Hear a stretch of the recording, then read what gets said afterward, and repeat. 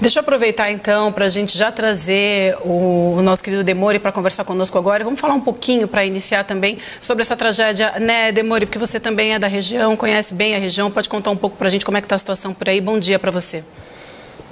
Bom dia, gente. Bom dia a todo mundo que nos acompanha. A situação ela é talvez uma das piores dos últimos anos, né? A gente está tendo aí rios que estão subindo, locais que muita gente conhece, os locais que eu vou falar agora, por exemplo, o Rio das Antas, que é um rio bastante famoso na Serra Gaúcha, o Rio Taquari. Tem lugares, Vivian, que você passa num dia normal. O Rio Taquari, por exemplo, quando você passa ali entre as cidades de Lajeado e Estrela, tem uma ponte que cruza o rio, né? Tem até um porto ali e tal. Você olha, eu não sei quantos metros tem até, da água até chegar na boca do porto ali, mas eu posso imaginar que é, sei lá, 20 metros para baixo, 25 metros para baixo. Então é disso que a gente está falando. A gente está falando de 1/4 de quarteirão de cidade que o rio subiu em 24 horas.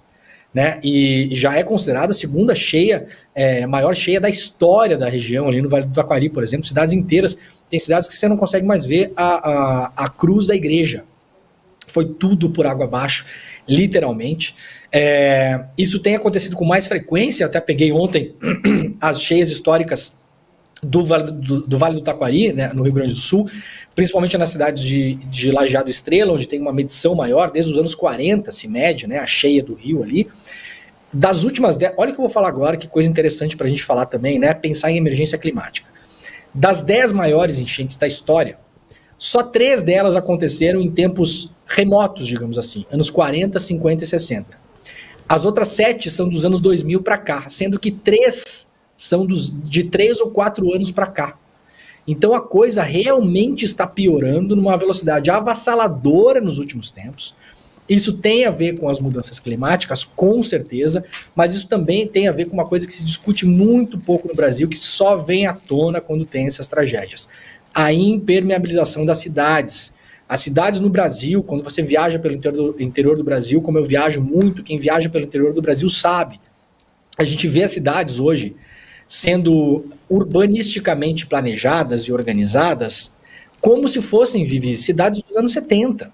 Você vê ainda o bom e velho asfalto sendo passado na cidade toda, aquelas calçadas todas elas de concreto. Então, o que tem acontecido nas cidades, né? Elas têm sido impermeabilizadas.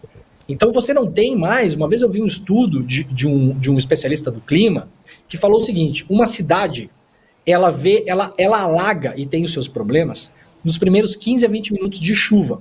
Por quê? A chuva cai no telhado das casas e dos prédios. Os prédios e as casas não têm estrutura para absorver essa chuva, porque também estão sendo impermeabilizados, não tem ali uma grama, um lugar onde caia essa água. Essa água vai para a calçada. Da calçada ela vai para a rua. Em 15 minutos, os bueiros, as bocas de lobo, não dão conta de absorver tudo aquilo, porque a gente está falando de asfalto e concreto. E aí isso vai para as baixadas, para os lugares onde as pessoas, geralmente mais pobres e mais afetadas, moram.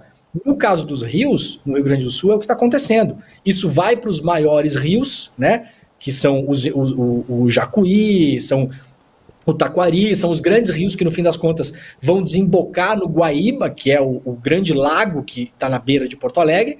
Esses rios levantam e eles arrastam cidades inteiras.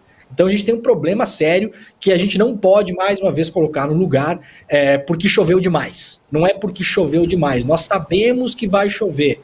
A gente sabe que as coisas estão piorando. Eu tenho avisado no Desperta todas as manhãs. Eu avisei ontem, inclusive na segunda-feira. Falei, protejam-se, vai ter um ciclone extratropical. Quem mora em regiões afastadas, regiões de campo, por exemplo, guarda os animaizinhos lá, né, os animais que ficam fora muitas vezes.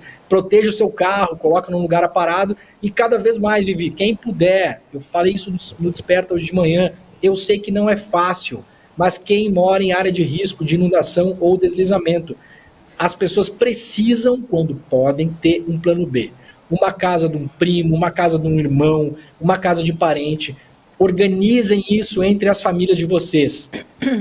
Porque aí quando acontecer, e quando a gente avisar, quando a imprensa avisar, olha, vai ter um ciclone extratropical, previsão de ventos de mais de 100 km por hora, chuva que vai acontecer nas cidades em um dia, o que deveria acontecer em um mês, as pessoas que podem, saiam das suas casas. Eu sei que não é fácil, eu sei que tem gente que não tem opção, eu sei que é difícil você deixar suas coisas, mas, gente, muitas vezes é isso ou a sua vida. 22 pessoas perderam a vida no Rio Grande do Sul entre ontem e hoje, porque não tiveram o que fazer. Então, a gente tem que ficar, isso é cada vez mais notícia, e as pessoas têm que ficar atentas a isso, não tem jeito.